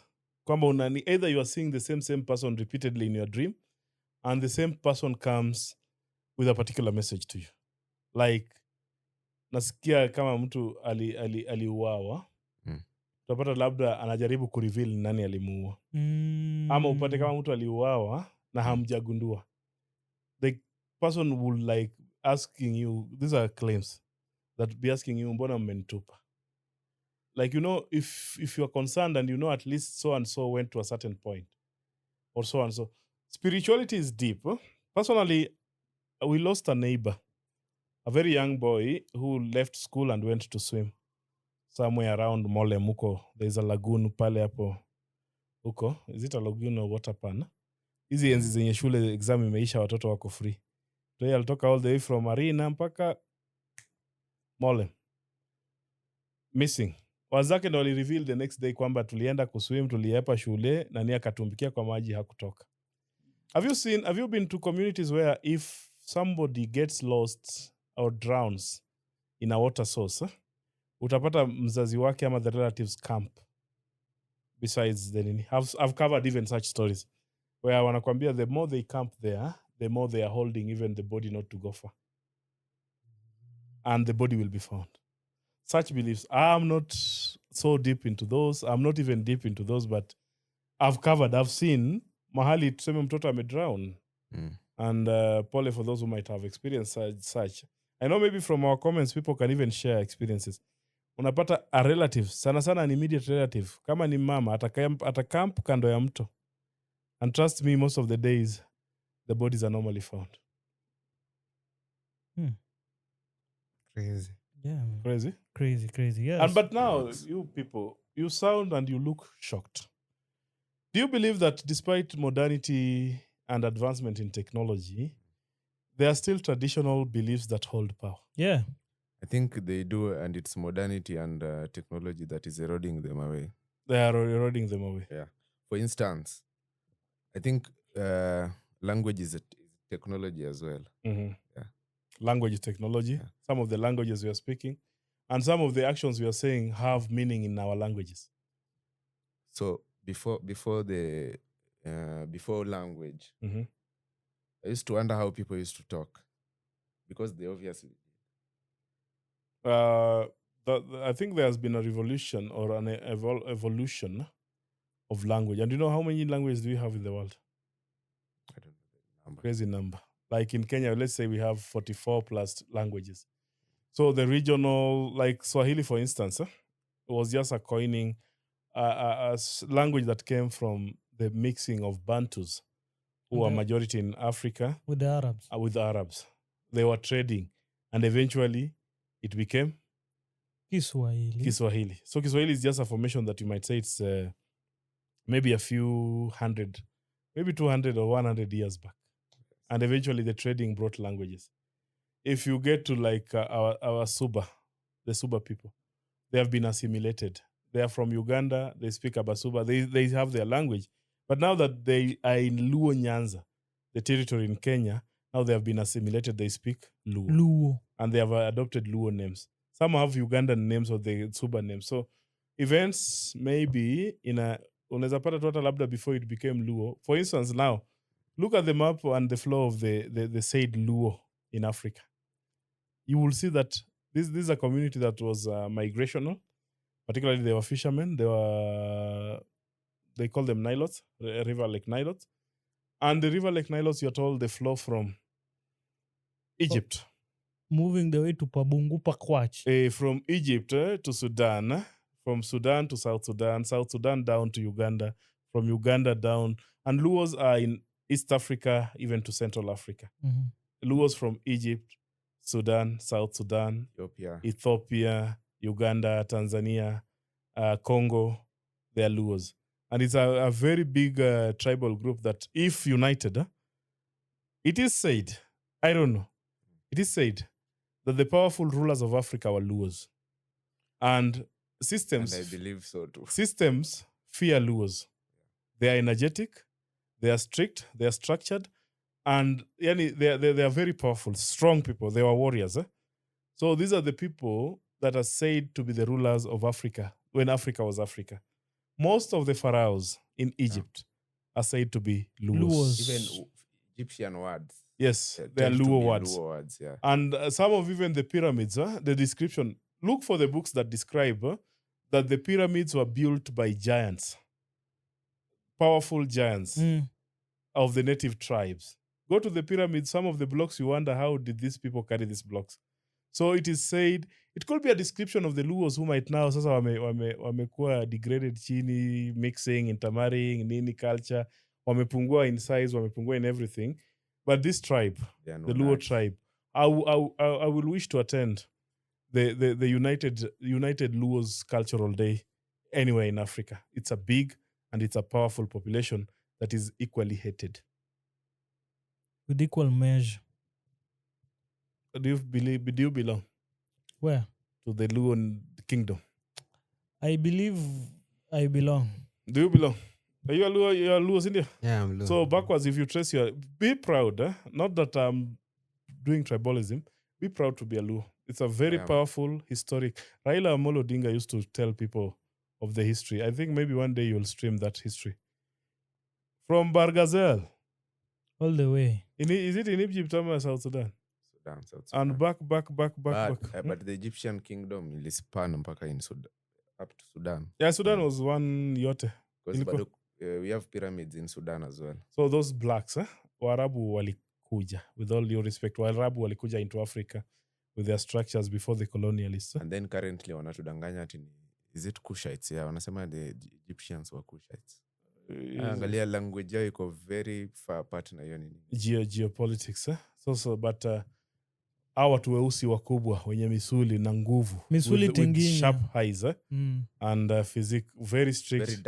Very dark skinned. You know, doesn't that describe maybe the Luos? I don't know which book is that, but Oscar, look for that book and next time you'll read for us for 2 hours. No problem, man. Yeah, I think as we conclude, what are your parting shots? Bwana Odera, Uncle Odera? No, my parting shot is that I appreciate the much that technology brings. I appreciate our viewers. I know some of the topics we discuss are not comfortable, but even the moment of sitting together, the number that we are to have a chat, you know, it's good, it's healthy. Very. It's very, healthy, very and healthy. we appreciate the much the technology has done to us. But it's always a moment to reflect. Are we on the right track, or are we losing track? Are we losing our children? Ama itafika mahali huko watoto wetu wafike. Tumeona juzi I Show Speed amekuja Kenya. Waliambia watu if you are 35 and above, just keep off the debate. So how many debates will we keep off ahead? In short, they were saying if you are Odera and above. Yeah, if you're Odera and above, Just you don't just keep off understand. you don't know who Speed is. So, I have been seeing him, but he should take care. How do you poop in public? He's still a child, man. The guy is only 2 years of being an adult. He only has 2 years of being an adult. But I like it. Technology has made him a billionaire. True. Same to Kaisinat. Yeah, Kais, And actually, I saw a video. Mm. I saw the way you have said technology has made him a billionaire. When the internet was first brought into light, I don't know the name. I've just forgotten the name. But the guy said that this internet, it's making a new wave of billionaires. That's when internet was introduced. Now AI was introduced. Someone said the same thing. One of the founder, I don't know if it's the founder or what. But it's true. He said now this AI, it wants to make a new wave of billionaires. You see, they're Kina Musk and who they're billionaires because of the internet. Now the AI It's will bringing make others. trillionaires. Yeah. Actually, I appreciated technology. Oscar, utakubali tu tuendelee. AI. Buddha, if you are watching this, my sister, my brother, AI is here with us. And it's here Right to stay. now. And it's here to stay. No, it will here to mutate. And the more you fear it, the more you are speaking about it. It's all over. It is in music. It is in media. It is in agriculture. Healthcare. It is in gadgets. It's No, in it's- medical care. It's everywhere. it's- AI is the new world. It's as simple as this, man. Just look at, I'd say the Gen X. Is it Gen X before the millennials? They came with radio, nini, and then here comes the millennials who are deep into podcasting. And then now look at the Gen Alphas. These guys have gone deep into streaming. So we don't know after streaming what will come next. We will get to a point where maybe I'm seated this way. I'm just shouting, Oscar. Oscar is in the US and he gets to hear what I'm saying. No, man, then that you're a ghost. I don't want to be haunted by Odera. No, technology is real. Yeah, Did you, you don't did you- know, did you right? ever see, have you ever watched videos where maybe the guys are communicating with their rings? Like kind of secret gadgets. Those series. Yeah, I even saw Like, a point where somebody's communicating with the ring or something. Just smart technology. That's where we are going to. I think I saw a point where you didn't even need to have a phone. Oh, the just chips. by the palm. The chips to- in your yeah. body. The screen comes to your skin. Yeah. Neuralink. Mm. There's even no point of having an interface. It's a chip on your brain. Yeah, that's what Yeah, Elon that's what- Musk was Where working can on. I get that? Elon Musk. Is it I in was working on production that. already? Yeah, He has a chip in I the think there are brain. people who have So you been didn't need a using- phone. You don't need a phone. That's As it. in, I just think about Odera and Yeah. that's it. You're connected. You're just a thought away. And humans believe so much in technology. I read somewhere there right now hundreds of thousands of people, something like 500,000 plus, who have been frozen because before they died, there's a company in the US that you sign a deal with them and then you pay. Then when you die, they take your body immediately and preserve it because they believe in future there will be technology that will be able to Revive you back a to human life. being. Yeah. No, it's Come back possible. to You've life. seen people going to the space. You've seen people doing like, Yeah, that's debatable. you are here. That's debatable. Yeah, we know. You are here and you can speak to that person in the US. Who imagined that? Before even the Europeans came to Africa, it was like an invasion. The 1886 treaty and meeting somewhere that people decided that there's a virgin land somewhere, Mhm. that we need to respect each other's territory and all those. The French will colonize the West. The British will capture the East, the blah, blah, blah, and all those. Nobody imagined that we'll go to this. By then, they came with the trains and all those, the technology and all those, the agrarian revolution. Revolution, yeah. So revolution is here. The AI revolution is here. What makes me appreciate AI? Did you remember the peace meeting that was going on in Qatar? Doha, Qatar. And a missile was sent to a particular hotel, to a particular room, and it hit the Palestinians who were participating from Israel. So AI will also influence war. And I think there are people who are ahead of the rest of the world in terms of artificial intelligence. Yeah. And they are releasing whatever is consumable bit by bit. Yeah. That technology of sending a missile from Israel to Doha, Qatar, to a particular hotel. Yeah, Can you imagine it? Do you Like- know even that? Mhm. I think I came across something. This thing when they were capturing the Venezuelan President Maduro. Mhm. I came across something that US had devised a technology where all soldiers in Venezuela Mhm. were puking blood and even shitting blood. You mean? I swear, I That came is across that thing, man. bio weapon. Yes. I only heard of maybe they came in and switched off everything. They switched off even Chinese detector radars and switched off the country's electricity system, supply and everything. And now they were using theirs that they came with. How? That's now You the know, question of me- where technology Me, and I was warfare- even AI. asking these guys. Hmm? You can't tell me that Maduro was hated in a way that he didn't even have a hint of idea that this thing was coming. He Because- had, and I saw the last video where he was like asking for dialogue. He did a podcast in a vehicle, a moving vehicle. Oh, okay. Or Maduro interview. I think that was the last one. Mhm. He had given a reconciliatory tone. I think maybe he had hints, and you remember he had already told the soldiers to get ready or arm the civilians, give them the best of the weapons. Mm. I think he knew, and they thought maybe these people are going to come basically. And remember, there are details that he had Cuban soldiers now guarding him. You know, Cuba is more advanced, huh? But these people had planned these things for years. But is it For good months. I manners? think it was months. The new world But order is to not be a honest, joke. that thing was years. I doubt Trump was just also trying to blow his own trumpet. But you know, that's Capturing a whole president. But it said he was found in a military camp somewhere. He had already detected that they were coming, so he was hidden somewhere in the military camp. That's crazy. Then they took him. Now, if that is a president who was taken, Sembuse Are we Odera. safe? Sembuse Manodera. A Venezuelan president. alafu wakuja wakupate, ndo naambianga hata watu saa zingine mkilala, unless uko na shughuli, sleep well. What do you mean by sleep well? Now that's a topic for another day. How do people sleep? No, what do you mean by sleep well? Unless uko na shughuli, sleep well. You can't just leave us hanging. Sasa tuseme we ni president wa Kenya, umepatikana umelala na t-shirt ya Gor na kinyasa ya FC. But then I think I've never really understood how watu wanalalanga tu uchi for, It's a topic. You know, people sleep differently. differently, yeah. It's Just the way true. that people sit differently. Mm. But kuna wengine that's common. Maybe next time we'll have family talk. Huh? Talk show, how do couples sleep? Kuna watu ulala uchi. Ama do you Fwa. start? How do you sleep? I sleep definitely with a short and shirt in the wasilali na.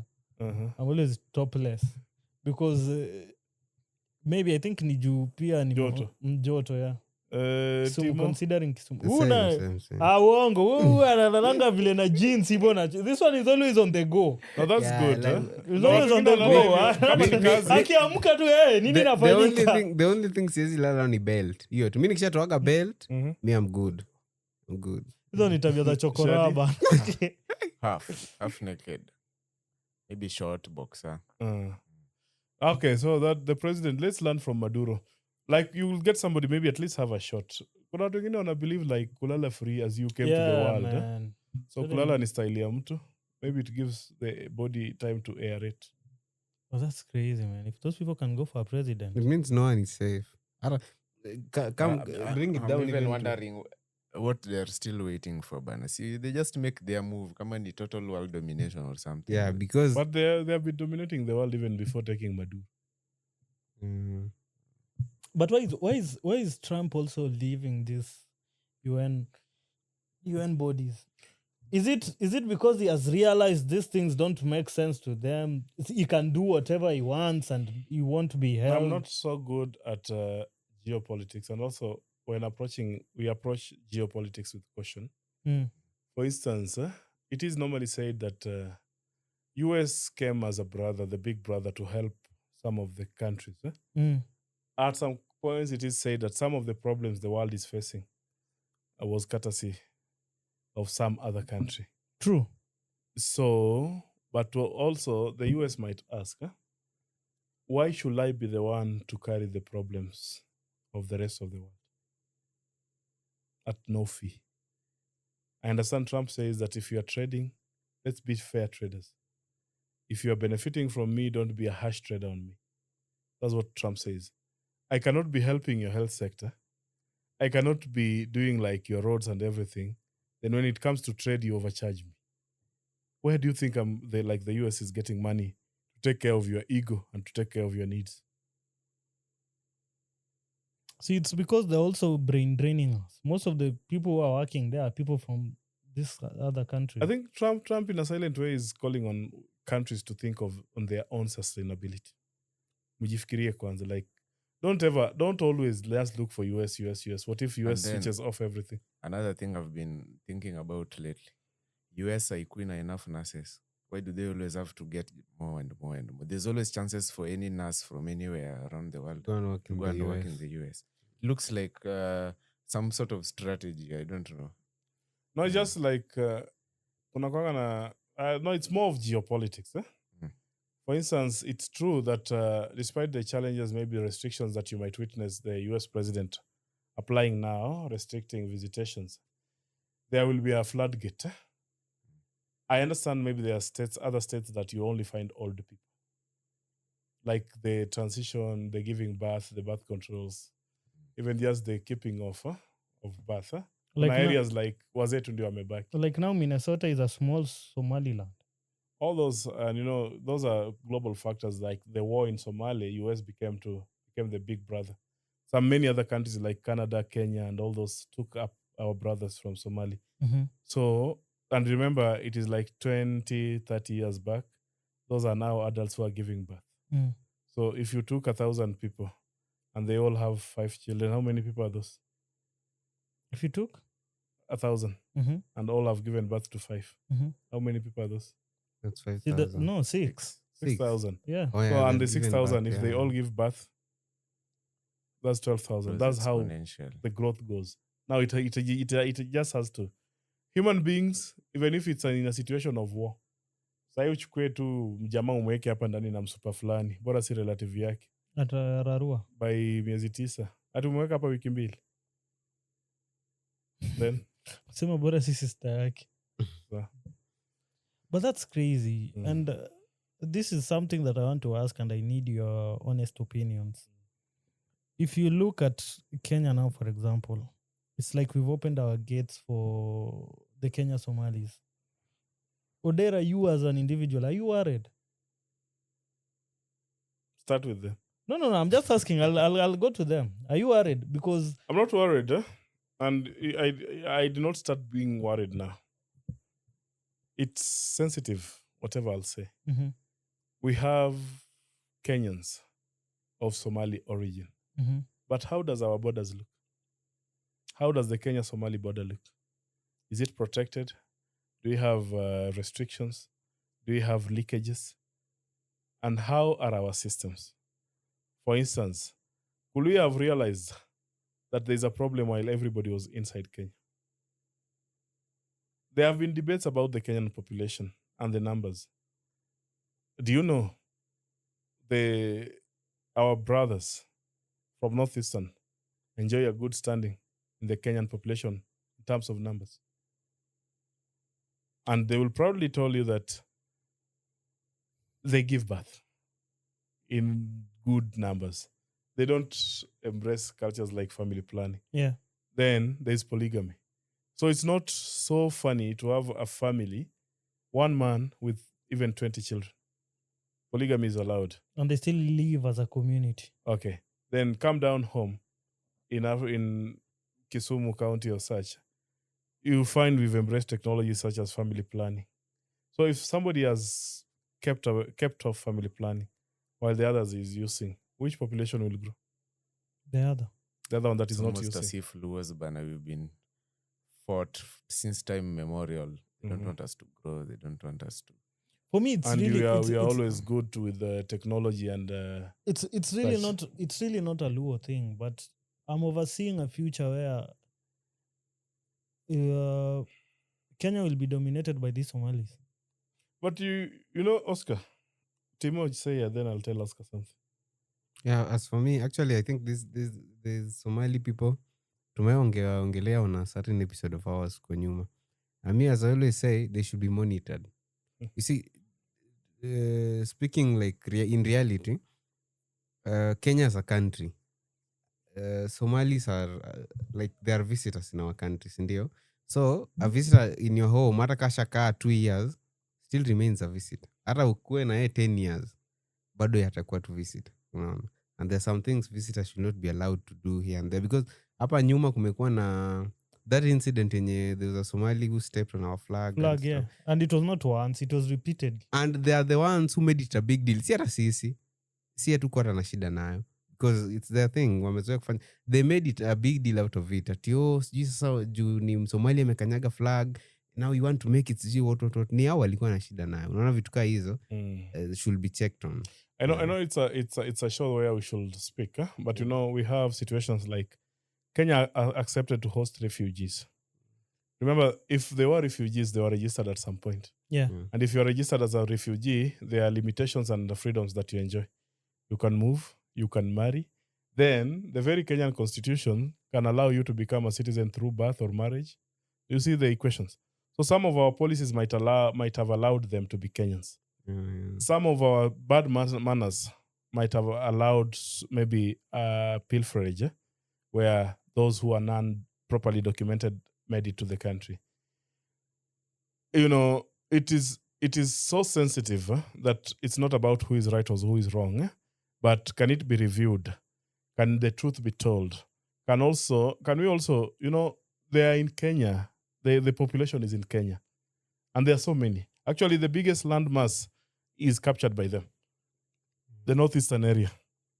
So we need also to be cautious that let's not profile a people based on maybe a number of illegal immigrants that might have made it to the country. But it's also time, if it is alarming, it is okay for the country to discuss it, but with caution. For me, I feel like it's alarming, but it's a discussion that we are not ready to have as a country. It is a discussion that we are not ready to have as a country. And I promise before the end of this year, I'll bring in a guest here who will discuss it openly, and it will be so painful. Let them come. They can even come tomorrow. Not like I have a friend who discusses it and says that it is a problem and it should be touched on. But I'm that person who approaches with caution. Yeah. That I'm not the perfect authority to discuss about it. I'm not an angel, because some of us even are immigrants from Bargazel. Yeah.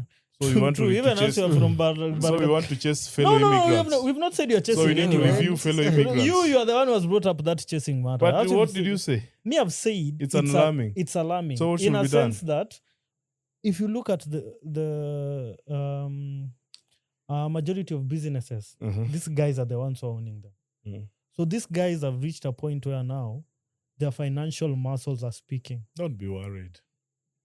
Nairobi is gone.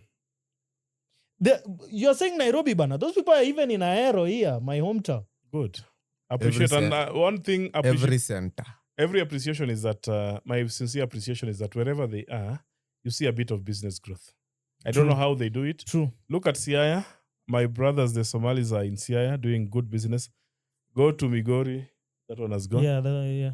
They're doing good businesses. So we appreciate the good things they do. Shadit has started playing. Just shut it. I think the memory card is full, so we should be finalizing, man. Yeah. We appreciate whatever they do. We appreciate the goodness they do. So whatever, just on the nini. Whatever challenge might be there, it's cool, we just say, let the authorities take charge. Or else, if we bring it as a debate, huyu aanze kuulizia ule Oria mwenye yako Kondele, huyu aanze kuulizia Oria. No, for us, we are just asking out of concern. Free movement, Simba. Discuss it with caution. Yeah, it's with caution. It's out of concern. No one has said anything bad or anything. It's out of... Bro, you can't tell me that thing has not bothered you or your mind. Why should I be bothered about a whole country while Northeastern is empty? That's Odera for you guys, man. That is episode 70. Parting shot, Timo. Stay safe outside there. Yeah. Shad. Stay dangerous. No, you can't stay dangerous. Odera. Don't worry, be happy. Yeah, man. Episode 70, we are out, man. It's a wrap.